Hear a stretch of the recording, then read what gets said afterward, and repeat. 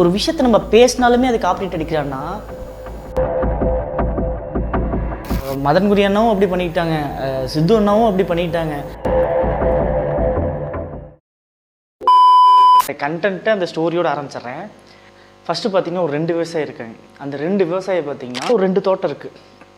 தோட்டத்துக்கு நடுவில் ஒரு வரப்பு இருக்குது.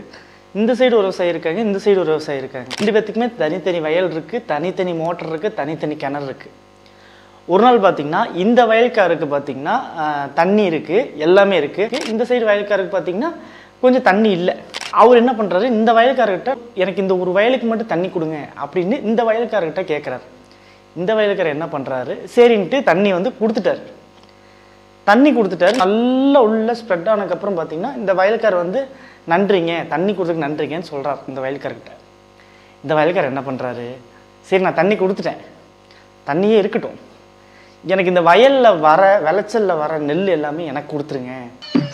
அட வெக்கம் கட்டுவீங்களா, இதுக்கு எதுக்குடா வெள்ளையங்கிலி மாலையன்னு அப்படின்னு சொல்லிட்டு கேட்குறாரு. இந்த வயலுக்காரர் கேட்குறாரு.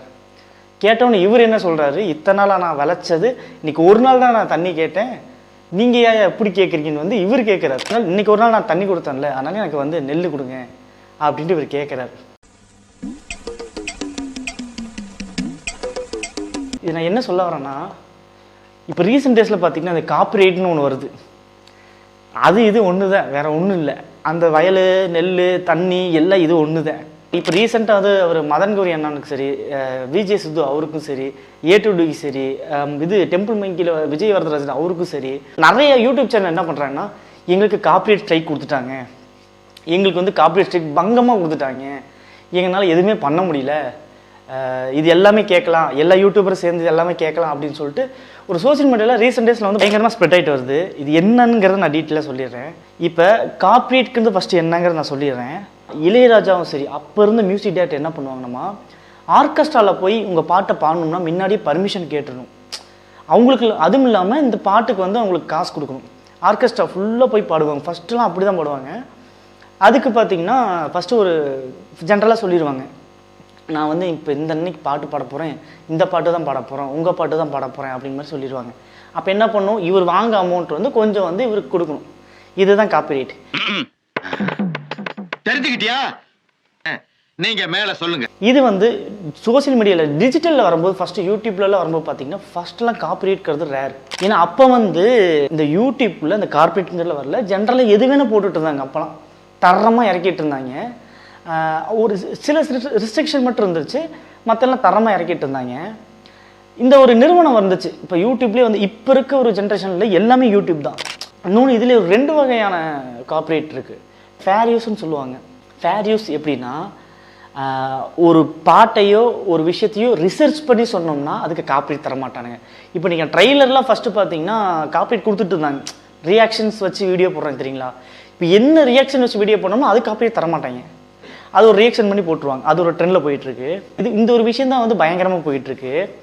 இது ஏன் சொல்கிறேன்னா, ரீசெண்ட் டேஸில் அந்த மதன் கௌரி இவங்களுக்குலாம் வந்து காப்பிரைட் அடிச்சிருக்காங்க. என்ன சொல்லி அடிச்சிருக்காங்கன்னா, நம்ம சபரிமலை ஐயப்பன் இருக்காருங்களே, அவர் வந்து அந்த ஒரு சாங் ஒன்று வந்திருக்கும், அது லைன் சொல்லியிருக்காங்க, எனக்கு அடிக்க மாட்டாங்க, என் வீடியோ பார்க்குறதே கம்மி தான், பள்ளிக்கட்டு சபரிமலைக்குன்னு சொல்கிறாங்க பார்த்தீங்களா, அதுக்கு வந்து காப்பிரைட் அடிச்சிருக்காங்க. யாருன்னா சரிகமாவில் வந்து காப்பிரைட் அடிச்சிருக்காங்க நம்ம மதன் கௌரி அண்ணாக்கு. இப்போ ஒரு வேர்டு சொன்னாலே, இப்போ நம்ம ஒரு வேர்டு சொல்கிறோம்னா அந்த வேர்டு வந்து ஏதோ அவங்க வச்சுருக்க ஒரு பாட்டிலையோ ஏதோ ஒரு பாட்டில் இருந்துச்சுன்னா அது ஆட்டோமேட்டிக்காக காப்பிரைட் வந்து விட்டுறாங்க. இது வந்து ஆனால் இது வந்து காப்பிரைட்னா இது எதுவுமே வந்து உங்கள் வீடியோ வந்து தூக்காது, உங்கள் வீடியோ வந்து எதுவுமே ஆகாது. ஆனால் நீங்கள் போட்டிருக்க அந்த ஒரு வீடியோவில் பார்த்தீங்கன்னா அந்த ஷேரிங் காப்பிரைட்னு போகும். ஷேரிங் உங்கள் அமௌண்ட்லேருந்து ஒரு கொஞ்சோண்டு அமௌண்ட் பார்த்தீங்கன்னா அவங்களுக்கு போகும். இதுதான் வந்து அந்த காப்பிரைட். ஆமாம், நல்ல பார்ட்னர்ஷிப், இப்படியே மெயின்டைன் பண்ணி ஓட்டுங்க. இதுக்கு ஏன் எல்லாம் கொந்தளிக்கிறாங்கன்னா, ஏன்டா ஒரு வேர்டு ஒன்று நான் பாட்டு ஃபுல்லாக பாடியிருந்தேன்னா அந்த பாட்டு தான் பாடியிருந்தேன்னா அதை நீ காப்பிரைட் அடிக்கலாம். இல்லையா உன் பாட்டு பேக்ரவுண்டில் ஓடிச்சினாலும் நீ காப்பிரைட் அடிக்கலாம். இல்லை உன் பாட்டை நான் போட்டாலும் நீ காப்பிரைட் அடிக்கலாம். உன் பாட்டை நான் விஷுவலாக காமிச்சாலும் நீ காப்பிரைட் அடிக்கலாம்.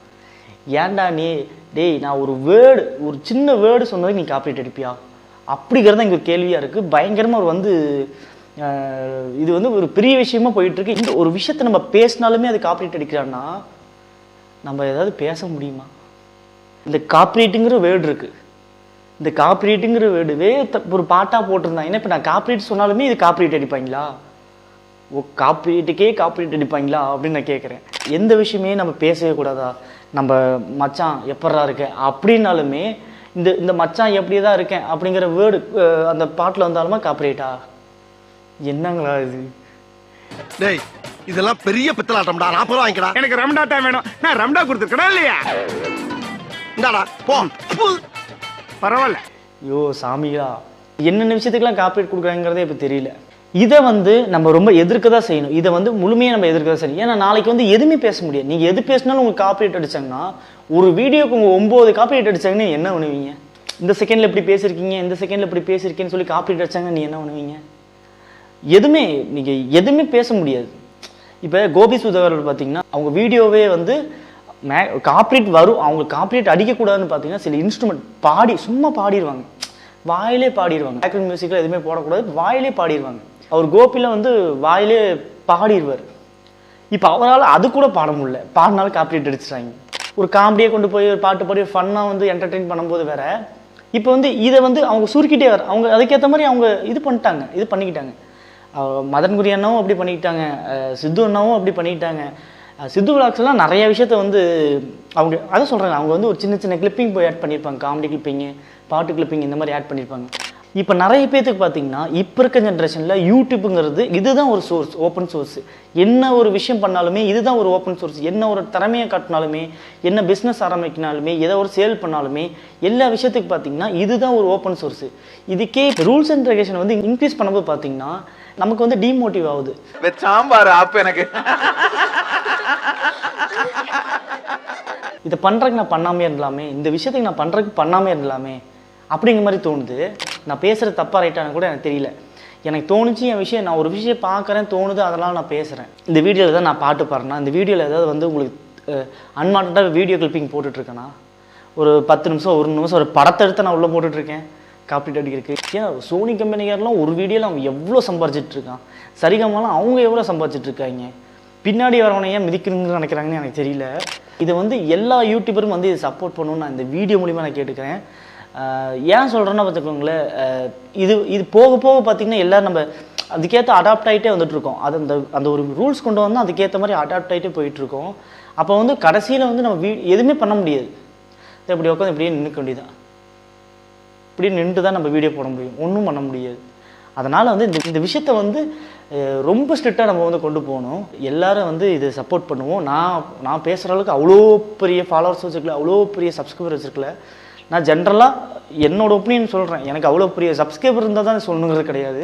என்னோடய வீடியோவில் என்னோடய விஷயத்தில் இந்த விஷயம்லாம் இருக்கக்கூடாது, இந்த விஷயம்லாம் இருக்கணும் அப்படின்னு யோசித்து நான் போட்டுட்ருக்கேன். இதுலேயுமே உங்களுக்கு ரெஸ்ட்ரிக்ஷன் கொண்டு வரும். இதுலேயுமே நீங்கள் வீடியோவே போடக்கூடாது, நீங்கள் எதுவுமே பண்ணக்கூடாது அப்படின்னு நினச்சி நீங்கள் சொல்லிட்டு இருந்தீங்கன்னா இல்லை புரியல, ஒன்றும் பண்ண முடியாது. சரிங்களா? இதுதான் நான் ஜென்ரலாக சொல்ல வந்தேன். இதுக்கு மேலே இதை சும்மா விடக்கூடாது. ரூல்ஸை கொண்டு போயிட்டே இருந்தாங்கன்னா அது என்ன அர்த்தம்? ரூல்ஸை இன்னும் தெளிவாக அஃபிஷியலாக அனௌன்ஸ்மெண்ட் பண்ணிடணும். மெயில் அனுப்பிச்சு உனக்கு இதெல்லாம் பண்ணா அப்படிங்கிறத சொல்லிடணும். அது இன்னுமே என்னால் எனக்கு முழுசாக பார்த்தீங்கன்னா இன்னுமே எனக்கு யூடியூப் புரியல. இந்த காப்பிரைட் முழுசாக எனக்கு புரியல. என்னங்க எனக்கு ஒண்ணுமே புரியல. அதுதானப்பா எனக்கும் புரியல. ஒரு விஷயம் நானும் அடி வாங்கியிருக்கேன், 2-3 ஸ்ட்ரைக் வாங்கியிருக்கேன். ஸ்ட்ரைக் வாங்கி திரும்பி வந்திருக்கேன், திரும்ப ஸ்ட்ரைக் வாங்கியிருக்கேன், திரும்பி வந்திருக்கேன். அதெல்லாம் மாற்றி விழுந்துச்சு எனக்குலாம்.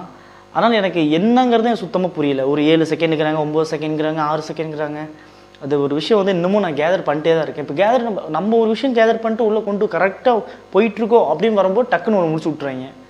அந்த மாதிரி போயிட்டுருக்கு. இந்த எல்லா யூடியூபர் பார்த்தீங்கன்னா இது ஃபுல் அண்ட் ஃபுல் சப்போர்ட் பண்ணணும். எல்லோரும் சப்போர்ட் பண்ணுங்கள். இது என்னங்கிறத நம்ம பொறுமையாக பார்ப்போம், என்ன நடக்க போகிறதுங்கிறத நம்ம வெயிட் பண்ணி பார்ப்போம். அவ்வளோதான். இந்த வீடியோ பிடிச்சிருந்தா லைக் பண்ணுங்கள், ஷேர் பண்ணுங்கள், மறக்காமல் சேனல் சப்ஸ்கிரைப் பண்ணுங்கள். இப்போ நான் பேசினா ரைட்டாக தப்பா அப்படிங்கிறத கமெண்டில் போட்டு விடுங்க. அவ்வளோதான். தேங்க்யூ ஃபார் வாட்சிங்.